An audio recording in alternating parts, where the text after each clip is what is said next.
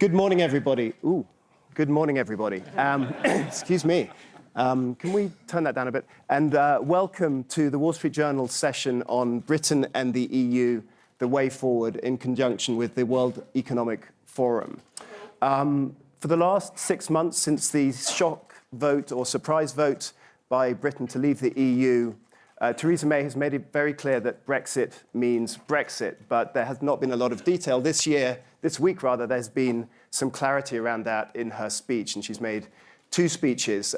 Britain will leave the single market, Britain will take back control of its borders, and will come out from under the jurisdiction of the European Court of Justice. At the same time, though, she has set out this vision for Europe to be a beacon of free trade, to be a centre for the best and brightest in the world, to strike a ambitious, I think the word was, free trade agreement with the EU, and to be its best friend and neighbour. So we have some clarity, or at least part of the jigsaw, for the future of Britain's relationship with the EU. Of course, we are still waiting to hear what Britain believes Brexit means, what Europe believes Brexit means, and we will have an interesting and complex negotiation for the next 2 years to get that. But to discuss both Theresa May's vision and also how that is likely to interact with Europe's vision and how these talks will progress, we have a fabulous panel here this morning.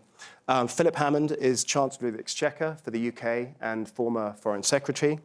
Mario Monti is President of Bocconi University in Italy. He was the European Competition Commissioner for a long time in Brussels and was also the Prime Minister of Italy.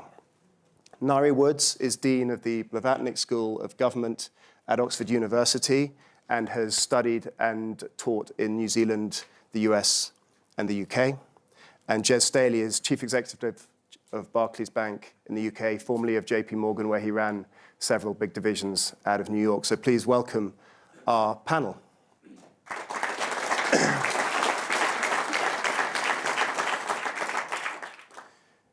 So before we start, I've actually been struck how many people who I've spoken to who still don't believe that Brexit does mean Brexit. So can we just have a quick show of hands for those who still believe that the UK will not actually, when it comes to it, leave the EU?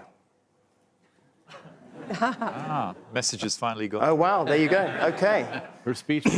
Good. So we start from that premise. That is a good start. I'm going to start with you, Philip.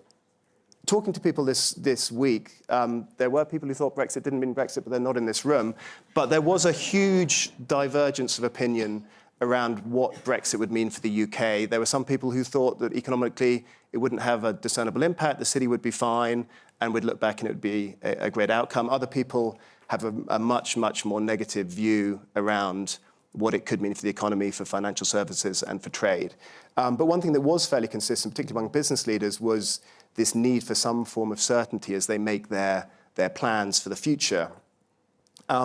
You and Prime Minister Theresa May have talked about an implementation period, an opportunity to give people some time to adjust and avoid them rushing into decisions based on worst-case scenarios ahead of time, because it is a compressed time frame. Can you give a sense of what that actually means in practice? What are you actually hoping to achieve with this period, and how quickly do you need to achieve it for it to have an impact? Well, first of all, business clearly dislikes uncertainty. And the consistent message we get from business is, give us clarity. Good, bad, or indifferent, let us know the outcome as early as possible, because whatever it is, we can plan for it. We can live with a variety of outcomes so long as we know what they are. The problem we've all got, and I think the important thing now, and one of the key issues for us in the Prime Minister making this speech this week, is to move from a period when we've been kind of in our separate silos, hurling verbal rocks at each other and avoiding the real issue, is that we've now set out an agenda which allows this to become a shared issue, a shared problem that has to be solved. And I'm very confident that our key interlocutors in the European Union do see this as an issue, a challenge that we will work together on resolving. And one of the key problems, one of the key challenges we have is that the treaty sets down a pretty rigid time frame. Once we've triggered the process, which we've said we will do by the end of March, our Supreme Court will rule next Tuesday whether we have to push a bill through Parliament to do that or whether we can do it with executive authority. Either way, we should be able to serve the notice end of March.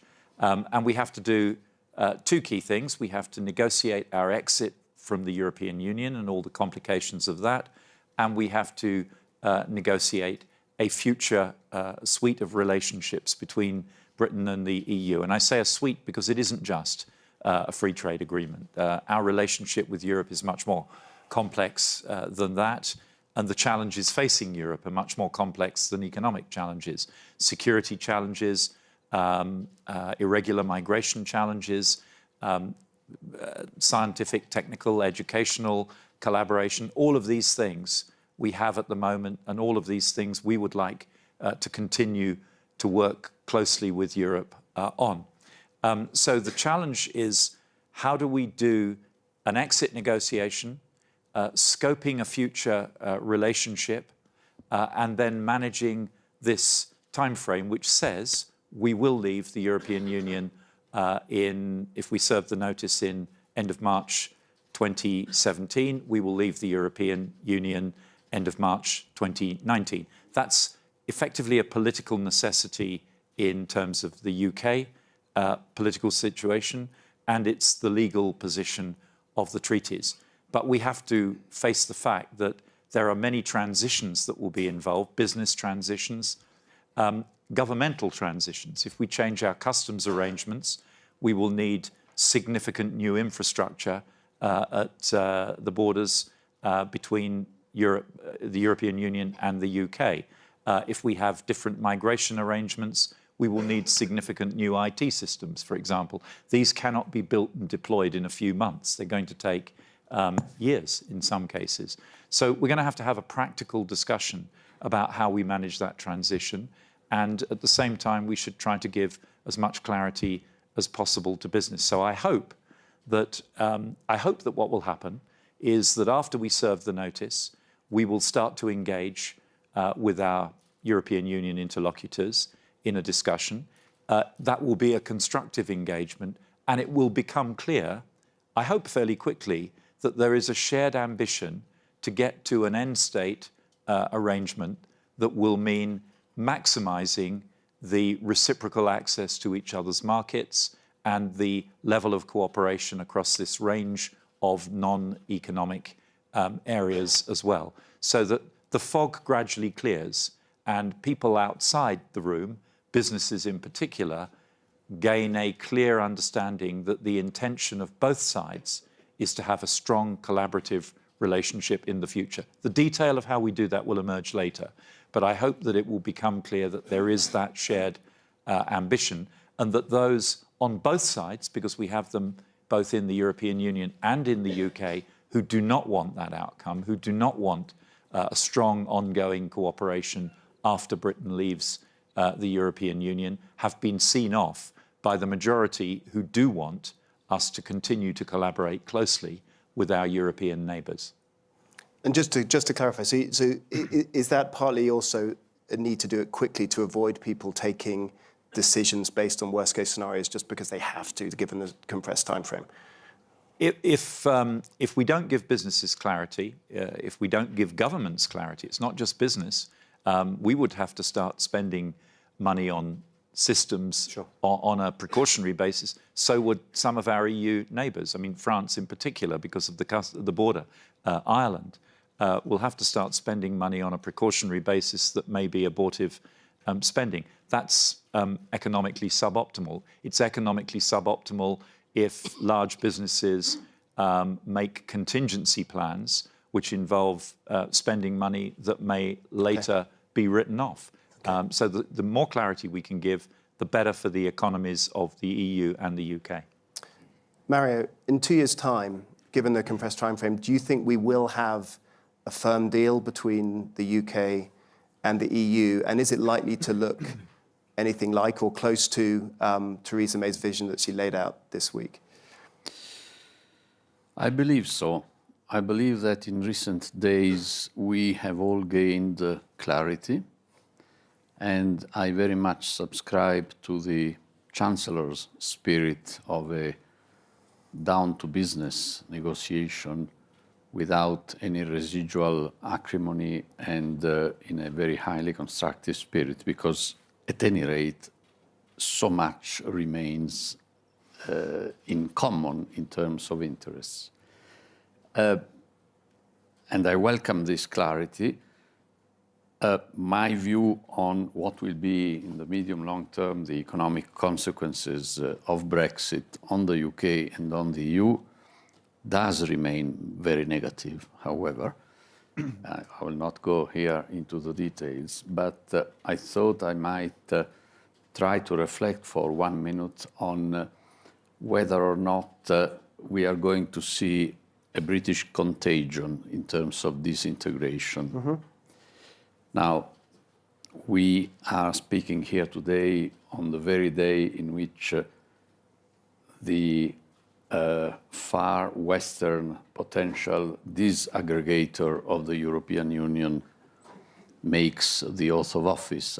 I hope that that commitment will not feature very prominently in the oath, but at any rate has been somewhat proclaimed. So will there be in the EU already under stress because of this more rough treatment from Washington and under the impact of Brexit, will there be a tendency towards further disintegration? I believe not. And let me see the thing at 3 levels. Governments, heads of governments in particular, political parties, and the public opinion. Well, in terms of leading figures in governments of the member states, I believe what happened can lead the 27 other leaders to reflect quite a bit, because David Cameron was different from the others only in terms of magnitude. Most of the current leaders of member states do play the game for domestic political purposes of extracting as much as possible from the EU by damaging its reputation, by making its decision confusing, in order to gain more political support. Now, Mr. Cameron did this, whom I admired and admire, did this to an untold level, because of course he called for the referendum not in the European interest, not in the British national interest, not in the interest of his party, but in the interest of his position within his party. And he put his country and the whole of Europe on the line to achieve this. The consequences, at least in these months, have been rather devastating, not only for him personally, but because the whole political establishment in the UK has been blocked, paralyzed, and made uncertain. So I believe that the others will find this an admonition to be a bit more careful in the game of destroying the EU in order to improve their positions party-wise or personally, domestically. Political parties, however, it is undeniable that those movements that there are in France, Italy, in all countries, having seen that secession is possible, are bolder. And what about the public opinion at large? The Bertelsmann Foundation published, I think a month ago, a poll which they do regularly on the willingness of citizens of the main member states of the EU to stay or to leave. Interestingly enough, a few months after Brexit, in all countries, the percentage of those wanting to leave the EU has gone down. I regret very much that in my country, Italy, the percentage is the highest. But in all countries, it has gone down. So I think this at least circumscribes the immediate risks for contagion. But much will depend on how we will settle the negotiations. And here I must say, and I will conclude with this note, Chancellor and I and others were in September in Bratislava for an informal ECOFIN Council. At that point, there was, in my view, still the temptation in many EU member states to play the game of who is nicer to the UK, nicest to the UK in terms of granting special status within the single market. That would have been an organized suicide of the European Union. And now, with the clarity expressed by the Prime Minister, and since Bratislava, with the polite, determined toughness expressed in particular by the Chancellor of Germany, the other Chancellor out there, and Mr. Schäuble, I think there is scope for a more orderly and less disaggregative course of the negotiations. Thank you very much. Nari, when you look at the speeches laid out and some of the reactions you've, I'm sure, heard in Davos this week, can you give a sense of what are the biggest challenges and opportunities in this process from Britain's perspective? Well, I think to make this work, to do, for the European Union countries, for the other 27, this is the first time they're doing a divorce. And it's hard to get 27 countries to agree to do something for the first time. If I was being flip, I'd say it's hard to get a train ticket reimbursed from the European Union within a year, let alone, a divorce settlement. But so let's be clear-headed. There are 3 agreements. There's the divorce agreement, the transition agreement, and then the future trade agreement and the frictionless borders that the Chancellor so rightly focuses on. That's a lot to negotiate. And so Europe is going to need, Britain is going to have to do everything in its power to create a positive, constructive mood. And I think the government, the senior, certainly the Prime Minister and Chancellor, are focused on that. Their problem is, though, that, speaking frankly, within their political party, not everybody takes that view. And there is still in Britain factions who are gloating about Brexit. And I think that creates an unfortunately unconstructive tone. And part of the reason why they're gloating is a very simple fact, that the announcement of Brexit caused a devaluation, the benefits of which have been immediate to Britain. It's got a stimulus effect, it's great for exports. The costs of Brexit won't happen, the costs of hard Brexit, until they occur in 2 years' time. And politically, that's difficult to manage. It's difficult to keep people cool-headed and balanced about some of the difficulties along the road ahead. So I think politically, this is a big call on both sides. And in Britain, there needs to be a very cool, constructive, the cool, constructive approach that the Prime Minister and Chancellor are taking is going to have to quickly infect all of their party and people that supported Brexit to create a constructive tone, and the 27 in Europe. I don't think they can do it in 2 years. The ideal would, of course, be you'd have this sort of 10-year period where you could actually put each piece together and then end up in a kind of Churchillian world of a more coherent EU without Britain, and Britain as a constructive friend sitting alongside it.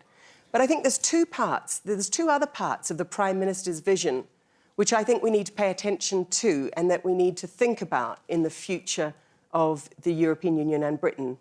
One is that since the global financial crisis in 2008, both Europe and Britain have each worked very hard to put in place financial regulation to avoid the public guarantee backing up banking activities.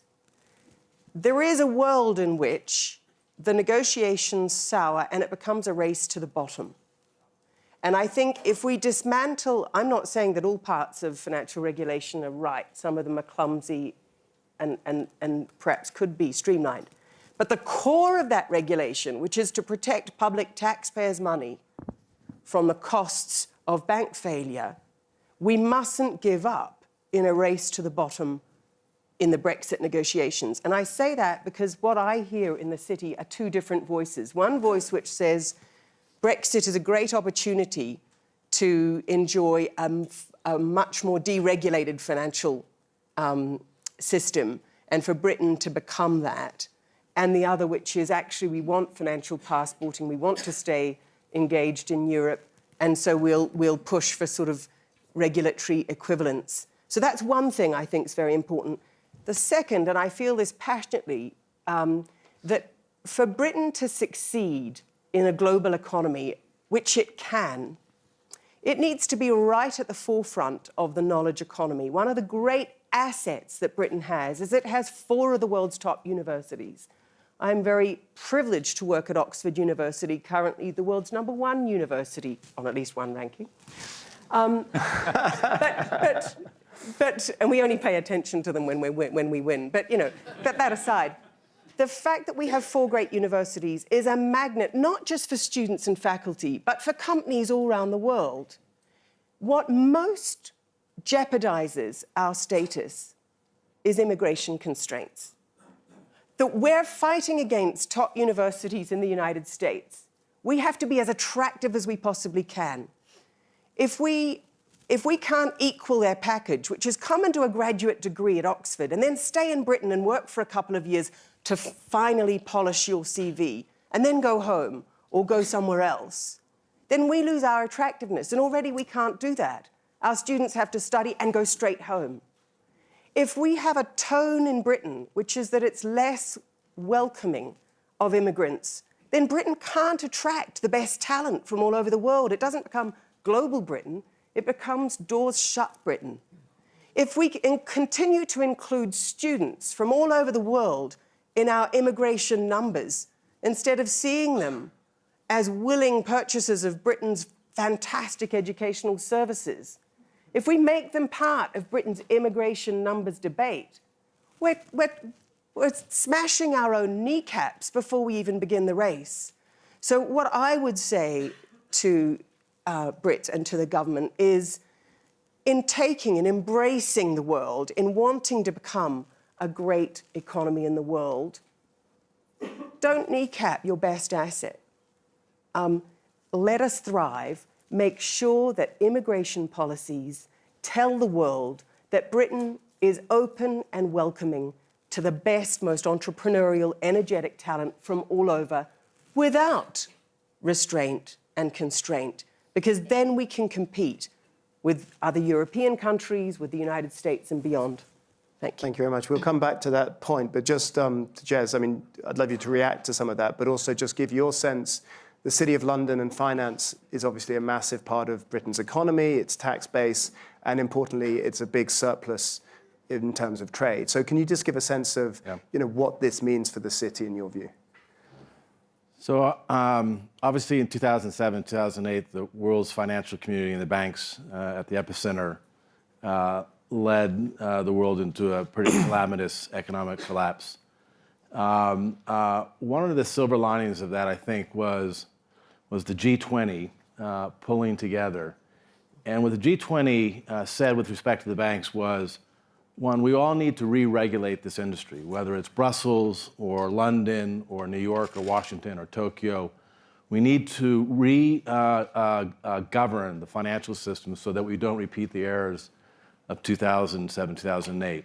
But they also said that as we re-regulate the banks, what's very important is that we don't cut off the free flow of capital, that we don't, as we re-regulate the financial industry, create barriers that inhibit capital flowing around the world. Because I think that there was a recognition that the free flow of capital, in one way, is the oxygen of commerce. And you shut that off, which actually was what happened in the financial crisis, and you create the economic calamity that we saw.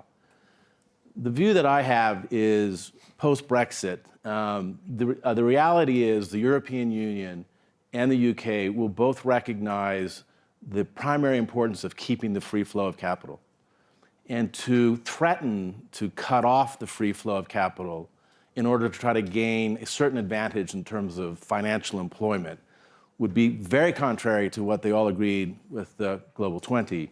And I think contrary to how the governments have actually acted over the last over the last 7 to 8 years. So much like what happened post the financial crisis in the regulation of banks, I think will happen again as we reestablish this order on the back of Brexit. And they will not cut off the free flow of capital. The other thing that I think is important to remember is that free flow of capital. There are centers of the capital markets, and London is definitely one of them. It would be incredibly simplistic and wrong to believe that London is a capital of the capital markets globally, or a capital, because of a couple of banks. There is an entire ecosystem in the UK which drives its importance as a financial system. There is a legal system that has a history and a precedent, which is critically important for the efficient operations of a capital markets. One sort of fact point that in the United States, at the height of the financial crisis, there was about $3.5 trillion of defaulted debt. The U.S. bankruptcy system renegotiated that $3.5 trillion in 18 months. It was an extraordinary accomplishment. Perhaps the only other legal system in the world that could replicate that sort of accomplishment is the UK. Now, Europe is very cognizant of that, and one hopes that they make progress in getting that. But I think between the understanding that the free flow of capital is important for commerce, whether it's in Frankfurt, Paris, or London, will be a guiding principle as we renegotiate the separation of the UK. And then also recognizing that this ecosystem that drives the capital markets is so complex, it's not going to be determined by one bank CEO saying we're going to move 1,000 people here, 1,000 people there. So uncertainty is a challenge that we all face. But the banking industry actually has been facing this uncertainty since 2008. And last time I checked, they had a pretty good fourth quarter. Okay. So you're positive on the city, broadly speaking? Yes. Okay, good. Just wanted to go actually to Nari's point, first of all, about immigration into the UK. Obviously, that was a big issue in the referendum, and there's been this attempt for many, many years to bring down the net immigration numbers with limited success. And there's also the issue of a very large number of EU citizens living in the UK and a large number of UK citizens living outside. And from a human perspective, how quickly, and I'll put this to both of you, Mario and Philip, are we going to get a solution, do you think? Are people going to focus very quickly on that human element of making sure that people's status is clear in terms of where they live and what their rights are going forward? Well, we've made a proposition to the European Union that we would be prepared to settle this ahead of the principal negotiations on a very straightforward reciprocal basis. EU nationals who are established in the UK should have the right to remain, and British nationals who are established in the EU should have the same right to remain. That proposal was rejected on the principle that nothing can be agreed until everything is agreed, which is okay. We were simply trying to remove what is a human uncertainty in this equation. We've been very clear with the 3.2 million EU nationals in the UK that as far as we are concerned, they are welcome. They play a vital role in our economy, and provided we can be assured of a reciprocal right for the rather smaller number, about 1.2 million UK nationals living in the EU, then we would expect that to be settled. But let me just take the broader point that Nari has made about the role of our universities, which I absolutely accept is at the heart of developing the innovative and disruptive technologies which give Britain its economic resilience, its ability to constantly change what it is and what it does. And I've said many times that there's no immigration system that we will introduce, and we haven't decided what it would look like yet, but there's no system that I can conceive of which will be intended or designed to cut off the flow of highly skilled, highly paid people, academics, or indeed qualified students wanting to learn. That would be, exactly as you've suggested, that would be shooting our kneecaps off, before we've even started, and we are not going to do that. We don't need to do that because the political debate in the UK around migration is not about computer scientists and academics and brain surgeons. It's about the other end of the economic spectrum. It's the same debate that is being held across Europe about the effect of large-scale unskilled migration in holding down real wages for our own low-skilled indigenous population. That's where the frustration is that we saw vented on June 23rd in the referendum vote. So would you restore the rights of graduates to stay and work for a period after they've finished their degree? Because that has been taken away. Well, I'm not sure that I agree with that. You surprised me there. I don't think you're right that the right of graduates in quality institutions who gain degrees and take graduate level work, as far as I understand it, unless something's happened that I've missed, that exists. What we have had to do is clamp down on people graduating from, frankly, low quality institutions and then doing trying to do non-graduate level jobs. So we're clear that it has to be a graduate level employment. I'll take this up with you offline, but as far as I'm aware, anyone who's getting a degree from Oxford and taking a graduate level job has that right for 2 years to remain in the UK. I'll go on to Mary in 1 second, but just to ask one detail here. Do you expect, Theresa May called Europe a best friend and neighbour in her speech. Would you expect, as this plays out, for immigration for EU nationals to be easier going forward than, say, for an American or an Indian or someone from outside the EU? Is there going to be some sort of interim level where it's easier, do you think?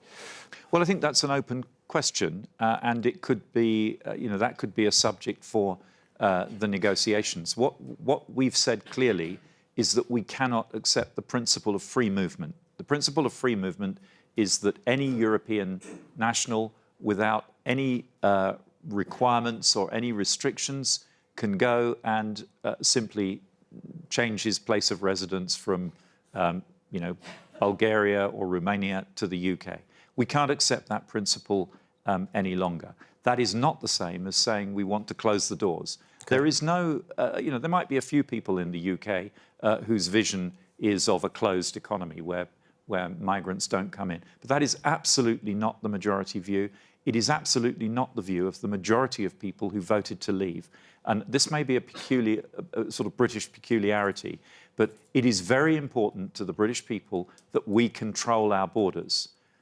But most of them do not want to use that control to shut the borders. They simply want to have the control. And there's a really important distinction there. Okay. Theresa May has recognised explicitly that we will continue to need to attract the brightest and the best from the European Union and from around the world to keep our economy going, to do many of the jobs in what is effectively a full employment economy now.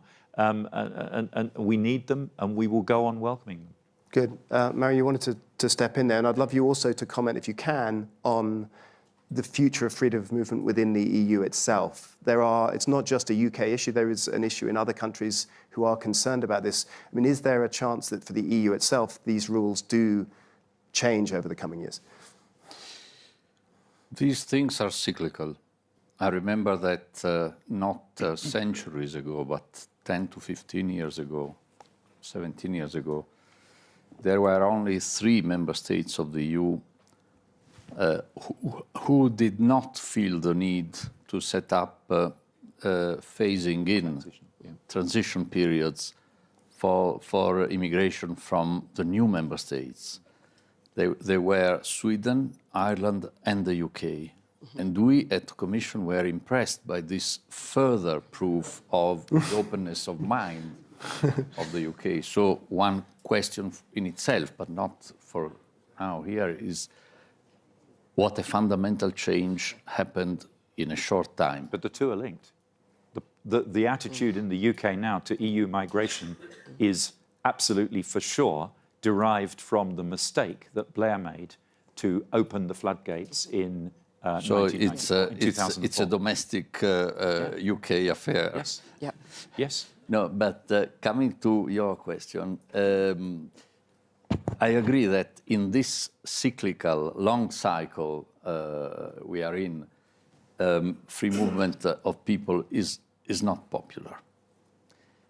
It does, however, belong logically to the construction of the single market. By the way, it's important to remind us all of the fact that the European single market has been perhaps the most successful British export in the last few decades, and if I can say so, a conservative British export, because it was thanks to the political impulsion of Margaret Thatcher and the meticulous resolve of Lord Caulfield that the single market was built.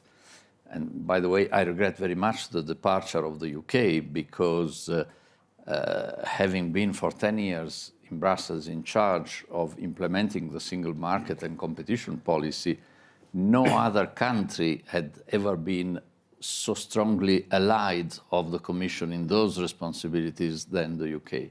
But even if we assume that, okay, in the next few years we could derogate a bit, even within ourselves, to free movement of people, my worry is the indirect effect. But sorry, so you're saying you think that there may be a change, that Europe may end up adapting those rules in the coming years? Probably not, for the reason that I am explaining now. Okay. Namely that among EU member states, among the 27, this would be seen as one of the many possible derogations to the unity of the single market. But if one or more member states were to make use of this derogation, I would imagine, for example, another venerable member state, France, the following day ask, say to the others, well, as you know, we are all fond of the single market, unlike those surprising Brits in France, except we don't like the single market for corporate control. So we object to the acquisition of our precious French companies from outside. So you think the rules will stay together? Jez, do you want to dive in? I just, a little bit back of what the Chancellor said. I don't see the UK, or we don't sense that the concern about migration in any way wants to limit the free flow of intellectual capital. You take an institution like Barclays, which is there to, in large measure to contribute to the United Kingdom. We have 15,000 employees in India. We have 9,000 employees in the United States. The executive committee that runs Barclays is roughly 9 people. 3 are from the European Union.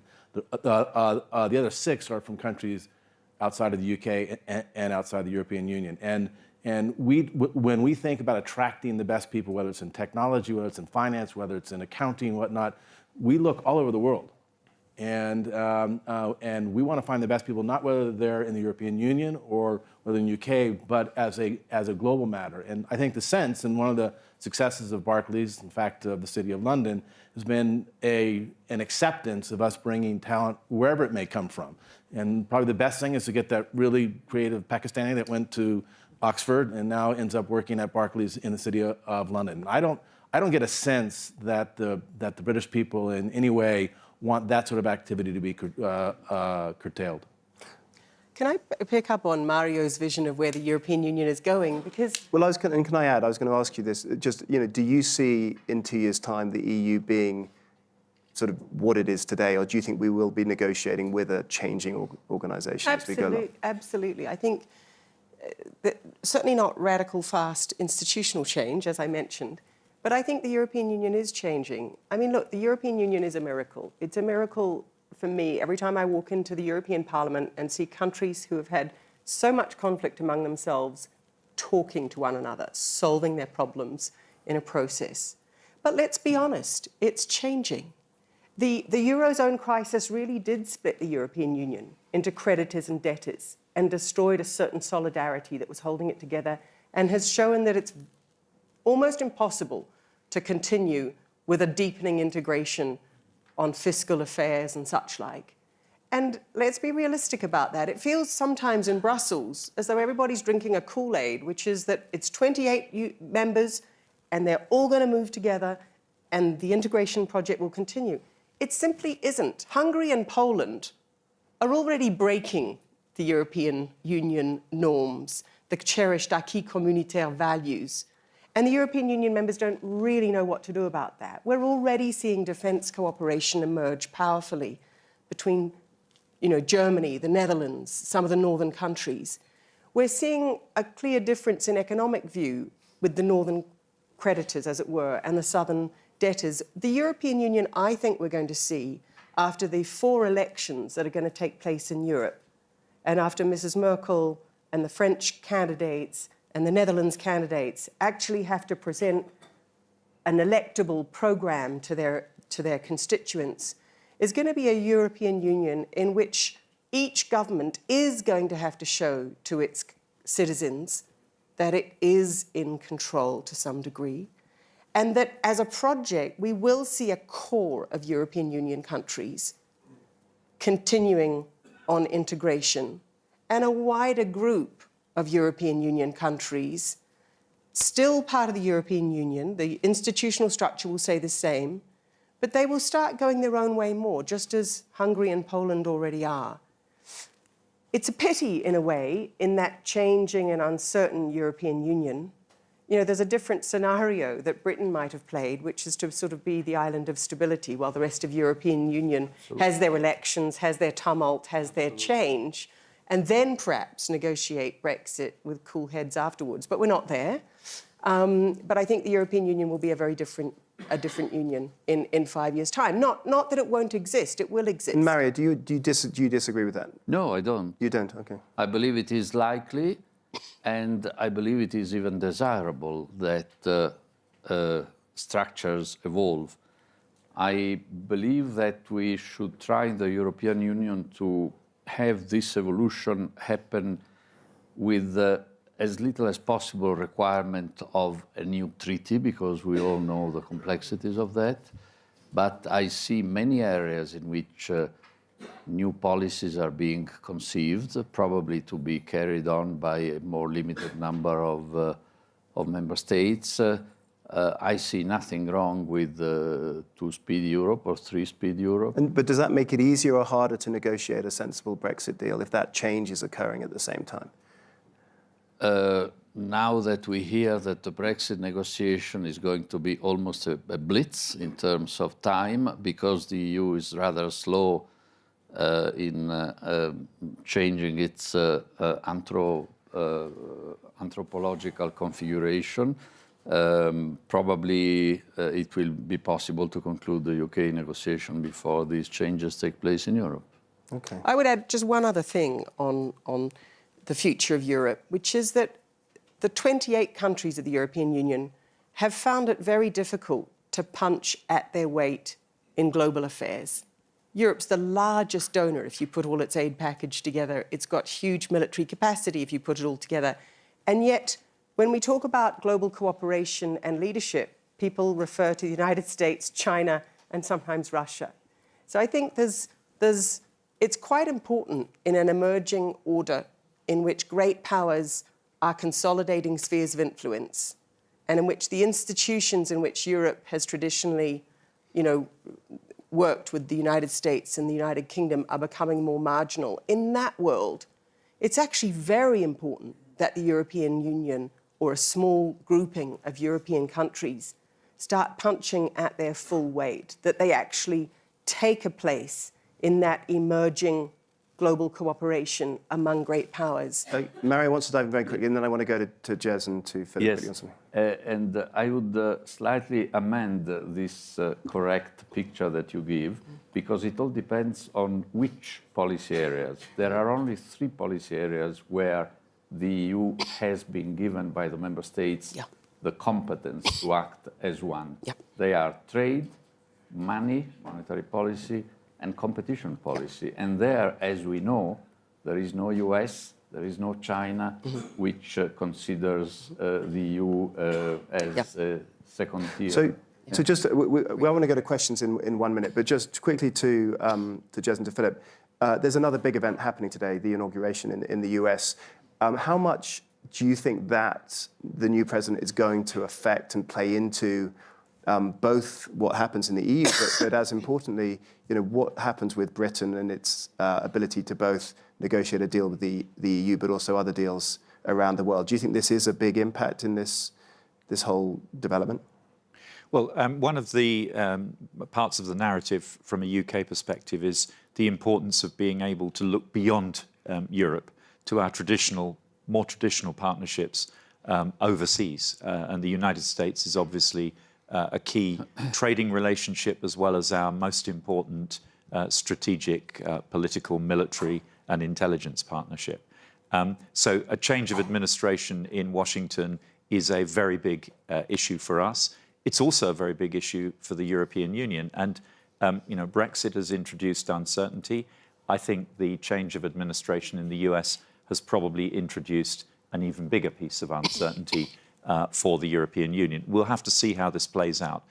My personal view is that the most important part of this is going to be Europe's rather delicate relationship with Russia, not just because Europe needs security, but because internally within the European Union, the dynamics of the debate are partly driven by the fact that some of the member states, particularly the newer member states, have a much more acute focus on the challenge that Russia represents to them as they perceive it. And anything that changes the settled status quo of a Europe that lives with Russia as a neighbour, but lives under a protective US umbrella as it does that. Anything that changes European countries' perception of that relationship, I think is going to play into the dynamics of the European Union, because it is not an exaggeration to say that for some at least of the Eastern partners in the European Union, security is a much more important consideration than economics. It's their number one priority. Jez, you wanted to... I think we all have to recognize, and I think this has been seen during the course of this week, that the U.S. electorate has clearly challenged this notion of a global economic union, and I think the hope should be or needs to be that the new administration, while fair to challenge the fairness of the global economic union as it has been managed over the last number of decades, is seeking to make it more fair and improve the global economic union as opposed to try to break it down. And so I think if the narrative coming out of the new administration is we want to change, whether it's to make adjustments to NAFTA or to other economic treaties to make them better and more fair, but not to attack the core proposition of an economic union globally, that could be a constructive approach extending to the UK and to Europe. But for sure, if it breaks down to an attack on trade and a fair global economic union, that could be a challenge not only for the European Union and the UK discussions, but globally for sure. So I want to go to questions. You want to say something, but very I just wanted to make the point, because Jez has just prompted it from me, that it's very important to look at the narrative, the debate around the UK referendum. It was not an anti-trade or anti-globalisation debate. Indeed, the premise of those arguing to leave was that we would be able to do more trade with our traditional partners outside the EU. A very keen question at the front here. Hi, Nerina Hertz, ITV News. Nerina Hertz, ITV News. Chancellor, Theresa May in her speech talked about the importance of corporations paying fair taxes. Yet you recently issued a threat to the EU that if it didn't provide the deal you wanted, you would ensure that corporations would be lured to the UK with lower taxes. Can you comment on that? Yes, first of all, I didn't say that, of course, and I didn't issue any threats. The UK has a highly competitive corporate tax rate, which will be at 17% by the time we complete the process that my predecessor embarked upon, and I think that's a globally competitive corporate tax rate. The observation that I made was that our strong preference is for our economy to remain in the mainstream of European economic norms. But that requires access to the market that we've built up over the last 40 years. And I very much hope that the outcome will be a very high degree of reciprocal access between the UK market and the European Union market.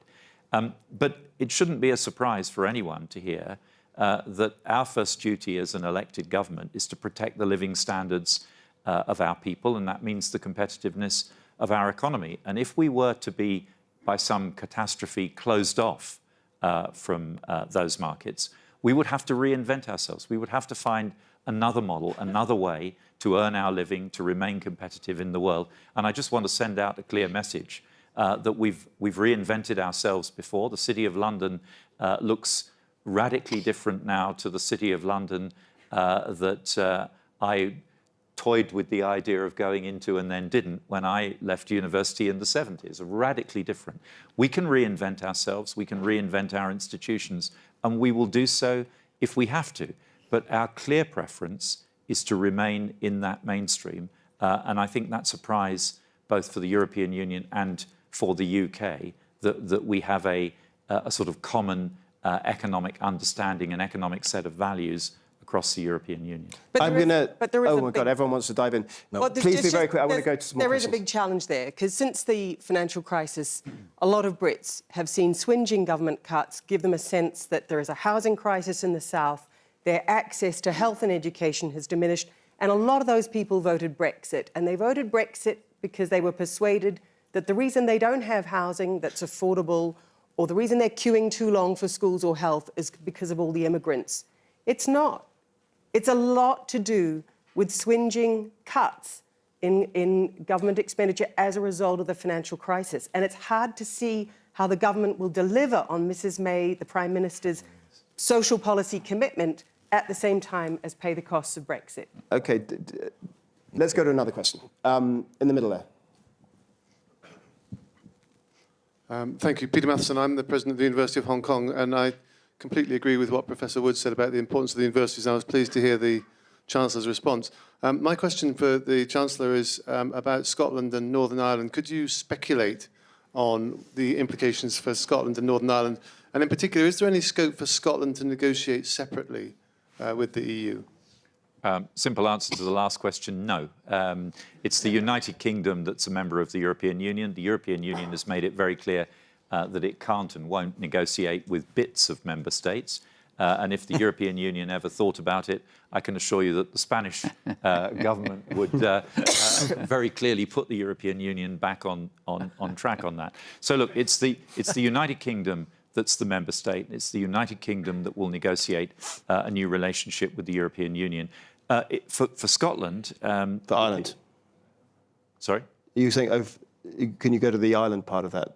Well, he was talking about Scotland and Northern Ireland yes, sure. as the United Kingdom. For Scotland, the important thing to remember is that the single market that we have in the United Kingdom is far more important to Scotland's businesses and Scotland's workers than the single market of the European Union. Scotland exports, if you think of it that way, 4 times as much to the rest of the United Kingdom as it does to the rest of the European Union. Now, having said that, of course, we value the union of the United Kingdom very highly, and Theresa May has made a clear pledge, and we absolutely intend to deliver on it, that we will negotiate with the European Union a deal which takes proper account of the specific interests of the individual nations that make up the United Kingdom. And Scotland does have some specific interests. Most of our oil and gas industry is concentrated in Scotland. Much of our fishing industry is concentrated in Scotland, and so on. So, yes, we will negotiate with the interests of the devolved nations as a key part of our negotiating agenda. But no, we can't contemplate a separate negotiation by those parts of the UK. Well, I think we've got time for 2 more questions. So in the middle, in the back there. And I'll come to you afterwards. Saeed Al-Zayani, Minister of Industry, Commerce and Tourism, Bahrain. It's a 2-part question, actually. What happens after 2 years if you can't reach a deal with the EU in March 2019? And is there a way back for Britain down the line if they wanted to rejoin the EU? Is there a mechanism set in place to do so, or would you have to go through a second referendum, or how does it work? Well, I'll answer the second question first. I don't think that is any kind of likely scenario, not least because a country joining the EU now would be required to sign up to a commitment to become a member of the single currency zone, and that has always been an absolute red line for Britain. We've seen since the referendum our currency depreciate significantly. That is the transmission mechanism, and I slightly disagree with Nairi.